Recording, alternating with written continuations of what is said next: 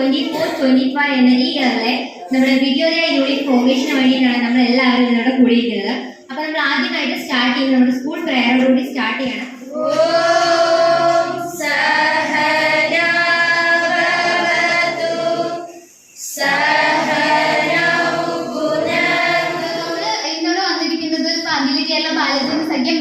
വിദ്യോദയ യൂണിറ്റിന്റെ ഫോർമേഷൻ ആണല്ല.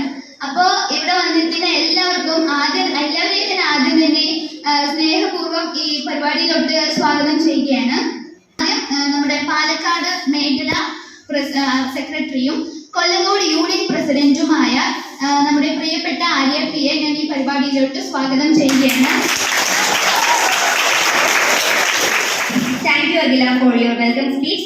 Next, let me invite Agila Kerala Balajana Sakhya Palakkad Meghala Secretary and Kollamkode Union President Arya P for the inauguration ceremony. കുറെ നേരം നമ്മൾ കേൾക്കുന്നു ബാലജന സഖ്യത്തിന്റെ secretary, president, union president. എന്താണ് സത്യത്തിൽ ഈ ബാലജന സഖ്യം എന്നതുകൊണ്ട് ഉദ്ദേശിക്കുന്നത്? ബാലജനതയുടെ സഖ്യം, അതായത് നിങ്ങൾ ഓരോരുത്തരുടെയും കൂട്ടായ്മയാണ് ബാലജന സഖ്യം എന്നതുകൊണ്ട് ഉദ്ദേശിക്കുന്നത്. 1929 KC മാമൻ മാപ്പിളെ നിങ്ങൾ കേട്ടിട്ടുണ്ടാവും. അദ്ദേഹമാണ് സ്ട്രോങ് ആൻഡ് വൈബ്രന്റ് ആയി ഇന്ത്യയുടെ ഭാവി തന്നെ നിർണ്ണയിക്കുന്നത്. നമ്മൾ ഓരോ ഭാവി പൗരന്മാരുമാണ് അദ്ദേഹത്തിന്റെ ആ ഒരു സ്ട്രോങ് വിഷന്റെ പുറത്താണ് ഇത്രയും വലിയൊരു ഓർഗനൈസേഷൻ ഇന്ന് നിലനിൽക്കുന്നത്. ഏഷ്യയിലെ തന്നെ മോസ്റ്റ് സ്റ്റുഡന്റിന്റെ എംപവർമെന്റ് കൂടുതലുള്ള ഒരു ഓർഗനൈസേഷൻ ആണിത്. ഏഷ്യയിലെ ഏറ്റവും വലിയ കുട്ടികളുടെ സംഘടന എന്ന പട്ടം കിട്ടിയിരിക്കുന്നത് നമ്മുടെ ഓർഗനൈസേഷനാണ്. അപ്പൊ നിങ്ങൾ ഓരോരുത്തരും അതിന്റെ മെമ്പേഴ്സ് ആണെന്നതിൽ വളരെയധികം അഭിമാനിക്കുകയാണ് വേണ്ടത്. അപ്പൊ വി സെർവ് എന്നാണ് നമ്മുടെ മോട്ടോ. ഞങ്ങൾ സേവിക്കുന്നു.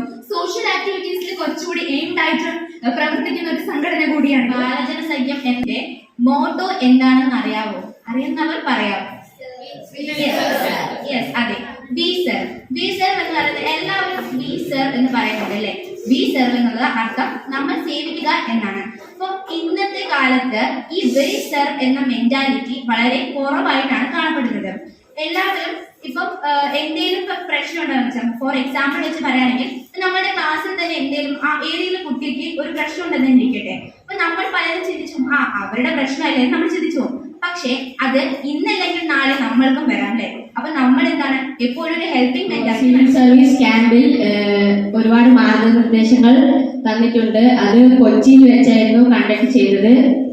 അതിൽ 50 പേരെയാണ് കേരളത്തിൽ നിന്ന് തിരഞ്ഞെടുത്തിരിക്കുന്നത്. പാലക്കാടിൽ വെച്ച് 5 പേരെയും തിരഞ്ഞെടുത്തിരിക്കുന്നു.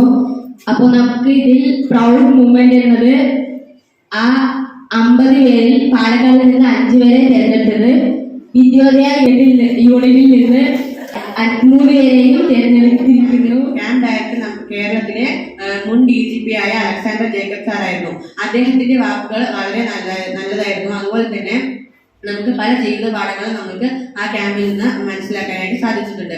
അതുപോലെ അതിൽ നിറയെ ക്ലാസ്സസ് ഉണ്ടായിരുന്നു. അതിലൊരു ഇന്ററാക്റ്റീവ് സെക്ഷൻസ് അങ്ങനെ ആ ഒരു ടൈപ്പിലായിരുന്നു.